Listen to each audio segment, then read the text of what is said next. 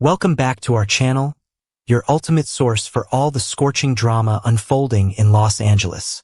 Today is a spectacular day to dive deep into the scandalous world of Forrester Creations, where secrets never stay buried and betrayals shatter lives forever. Grab your favorite drink, buckle up, and let us plunge straight into the explosive chaos awaiting you. The heavy, polished mahogany doors of the Forrester Creations CEO office do not just swing open.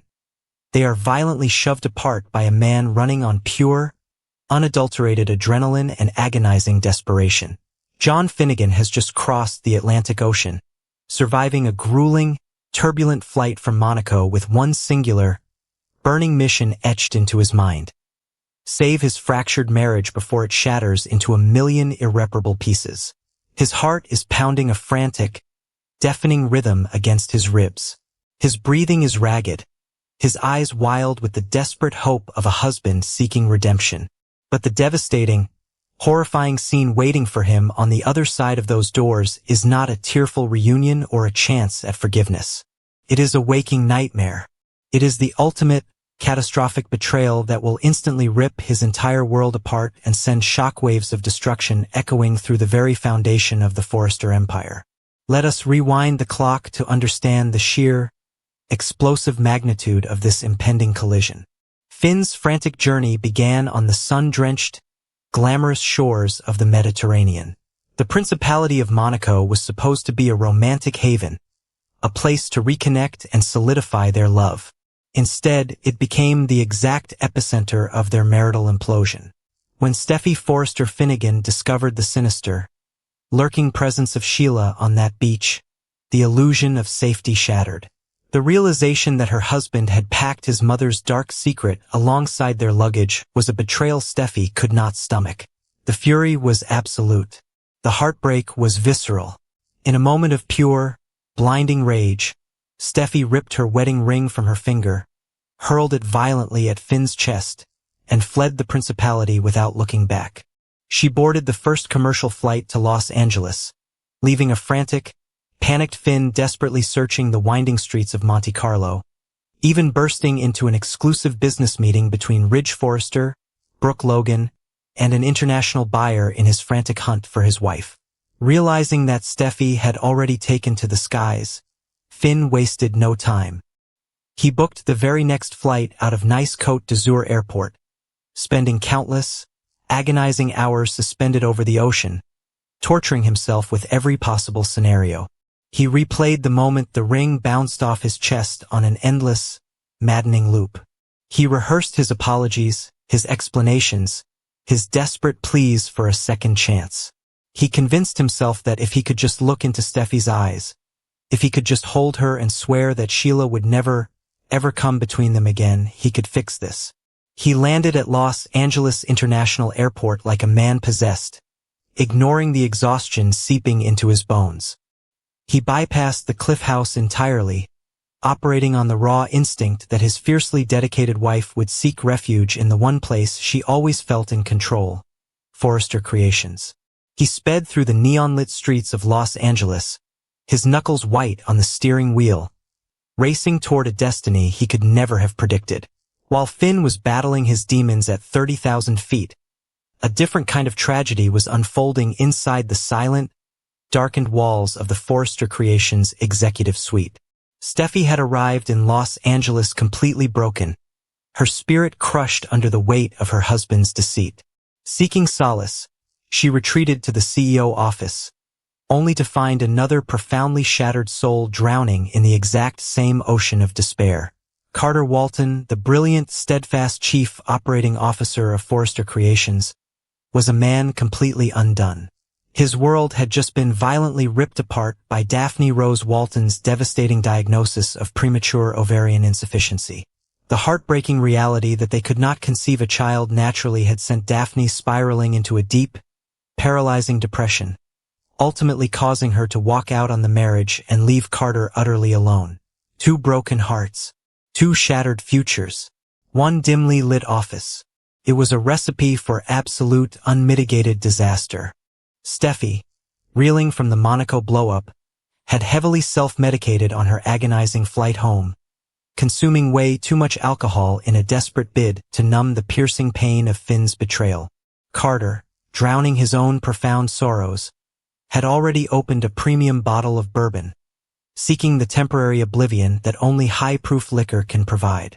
When Steffi walked into that office and found Carter sitting in the shadows, a bottle in his hand and tears in his eyes, the shared grief created an instant, dangerous magnetic pull. They began to drink together. They began to pour out their deepest, darkest agonies. Steffi cried about Sheila, about the constant, suffocating fear of the woman who tried to murder them, and the agonizing sting of Finn's silence. Carter wept for the family he would never have, for the wife who had abandoned him in her darkest hour. Alcohol strips away inhibitions. Grief strips away boundaries. Desperation creates a blinding fog where right and wrong cease to exist. As the expensive bourbon flowed and the empty glass bottles began to clutter the polished mahogany desk, the professional distance between the co-CEO and the COO completely evaporated. The comforting hugs lingered too long. The sympathetic touches turned electric. The desperate need to feel something other than soul-crushing pain took over. In the heavy, intoxicating silence of the executive suite, Steffi and Carter crossed a line that can never, ever be uncrossed. They surrendered to the raw, visceral desperation of the moment, tangling themselves in a web of passion and regret that would soon ignite the biggest scandal in Forrester Creations history. This is the exact, horrifying tableau that John Finnegan walks into. The heavy doors swing open, and Finn freezes dead in his tracks. The air in his lungs violently escapes. The scene before him is a brutal, high-definition nightmare. The ambient city light filtering through the floor-to-ceiling windows illuminates the absolute wreckage of his life. Empty liquor bottles are scattered across the table, catching the dim light like shards of broken glass. And there, in the center of the room, in a state of undeniable, shocking intimacy, are his wife and the man he considered a close, trusted friend. Steffi's clothes are disheveled. Carter's shirt is unbuttoned. The heavy, suffocating scent of bourbon and betrayal hangs thick in the air. Time completely stops. The silence in the room is deafening, broken only by the sharp, terrified gasp that escapes Steffi's lips as she realizes her husband is standing in the doorway. For an agonizing, suspended eternity, nobody moves. Finn's brilliant medical mind completely short-circuits. He tries to process the visual data, tries to find a logical, innocent explanation for why his wife is intimately entangled with Carter Walton. But the brutal reality is undeniable. The man who took a bullet for this woman, the man who defied death itself to return to her, is now watching her seek comfort in the arms of another. A sickening, icy dread pools in Finn's stomach, rapidly boiling over into a hot, blinding, feral rage. The desperate husband seeking forgiveness is instantly annihilated, replaced by a primal, furious force of nature. Steffi scrambles backward, her eyes wide with sheer, unadulterated panic. The intoxicating fog of the bourbon instantly burns away, replaced by the horrifying clarity of what she has just done. She opens her mouth to speak, to stammer out an excuse, a lie, anything to stop the impending explosion, but the words die in her throat. It is Carter who breaks the suffocating silence. Carter, a man defined by his integrity, now drowning in a toxic sea of guilt and shame. He slowly stands up, his movements heavy and defeated. He looks Finn directly in the eye, his voice trembling with the devastating weight of his admission. "Finn, I am so sorry," Carter chokes out, the words echoing like gunshots in the silent office. "We crossed the line. We were both drinking. We were both just so desperate. It meant nothing. It was a mistake." Desperate. The word erupts from Finn's chest like a volcanic explosion. The sheer, unmitigated audacity of the excuse snaps the very last thread of Finn's legendary patience. The anger does not just build. It detonates. This is not just an infidelity. This is a catastrophic betrayal by a man Finn trusted, a man who stood by their family, a man who is a pillar of the Forrester empire. The red mist descends. Finn does not think. He does not reason. He reacts with pure, explosive violence. He lunges across the room with terrifying speed, clearing the distance between the doorway and the desk in a fraction of a second. Before Carter can even raise his hands to defend himself, Finn unleashes a devastating, bone-crushing punch directly into Carter's jaw. The sickening crack of bone against bone echoes through the executive suite. The sheer force of the blow lifts the CO off his feet, sending Carter crashing violently backward into a designer glass table.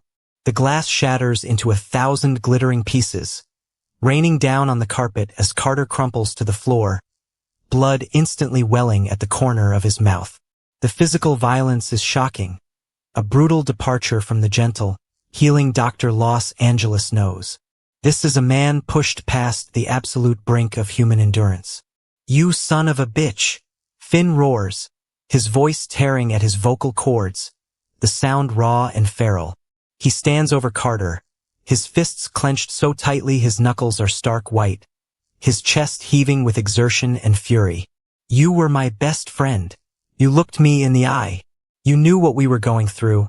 And the second I am out of the picture, you put your hands on my wife." The sense of betrayal is absolute.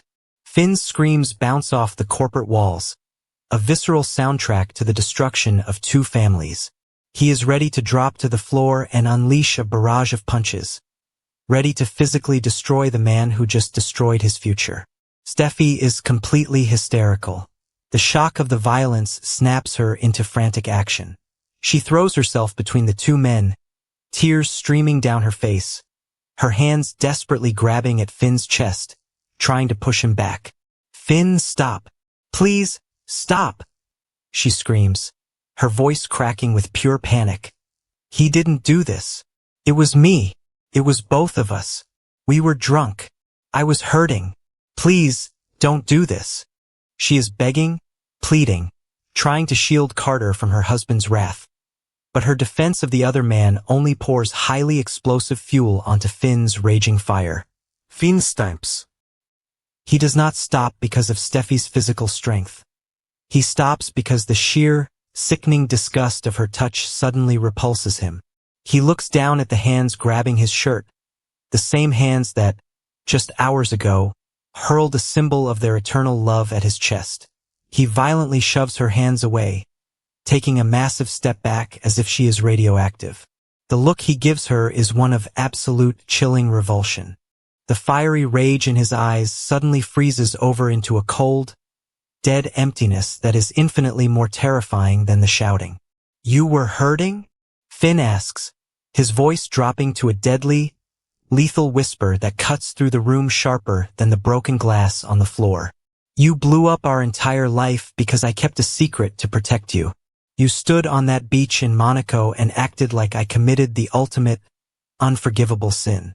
You threw your ring at me, you ran away, and then you come straight here, you open a bottle of liquor, and you sleep with Carter." The staggering, suffocating hypocrisy of the situation hits Finn like a freight train. The woman who demanded absolute, flawless perfection, the woman who drew impossible boundaries and punished him for a single misstep with his biological mother, just committed the ultimate marital treason. Steffy is sobbing uncontrollably, her hands covering her mouth, the reality of her catastrophic mistake crushing her. "Finn, please. I love you. It was a mistake. I was out of my mind. Please, we can fix this." But the doctor is no longer taking patience. The husband is no longer seeking reconciliation. Finn looks at the shattered glass, looks at the bleeding COO on the floor, and finally looks at the weeping co-CEO of Forrester Creations. He straightens his posture, his jaw set like granite. "There is nothing left to fix, Steffy," Finn declares, his voice ringing with absolute, terrifying finality. "I flew across the world to fight for us. I was ready to beg on my knees. But this is unforgivable. We are done. This marriage is officially over." Finn does not wait for a response. He turns on his heel and strides out of the CEO office, the heavy mahogany doors slamming shut behind him with a thunderous boom that seals the tomb of their relationship.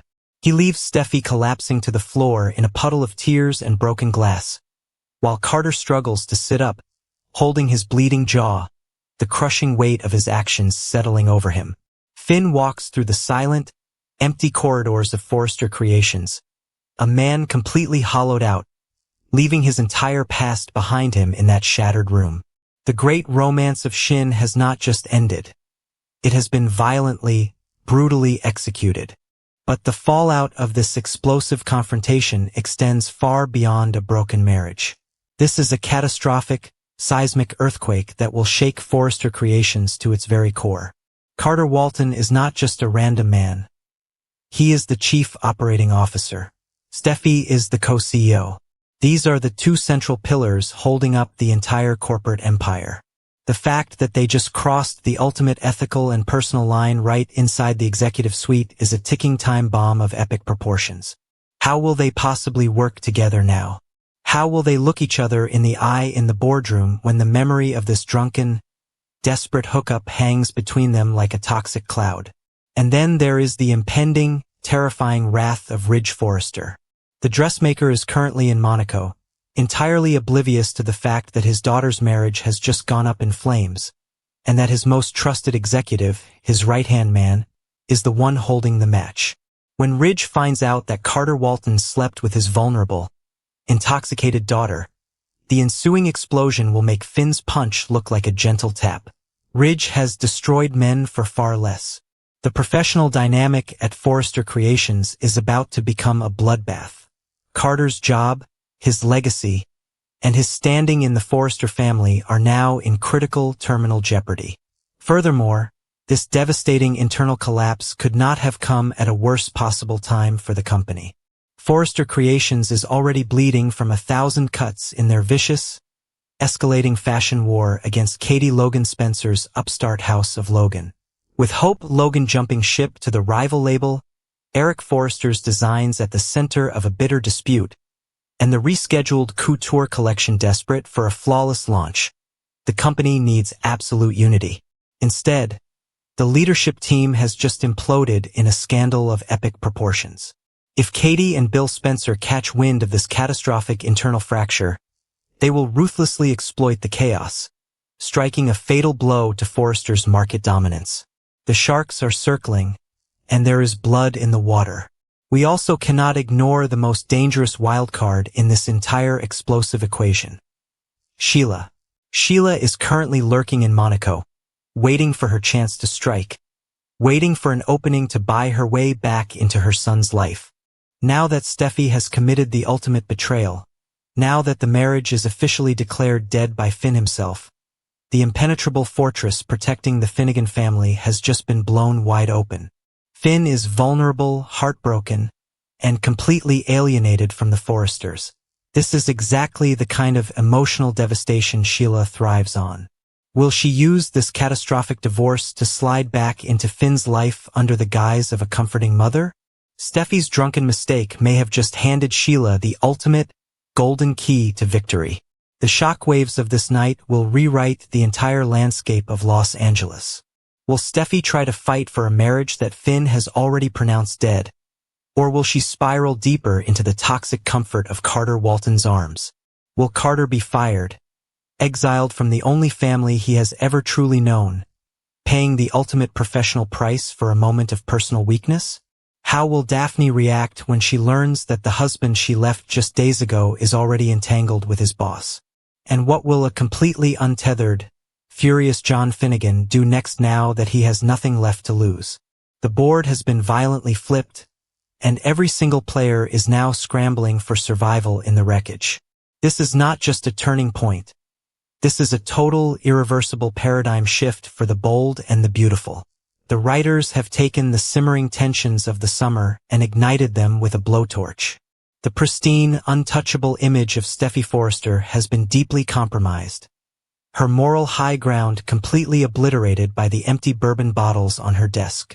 Carter Walton, the moral compass of the show, has lost his true north, navigating a treacherous path of infidelity and corporate treason.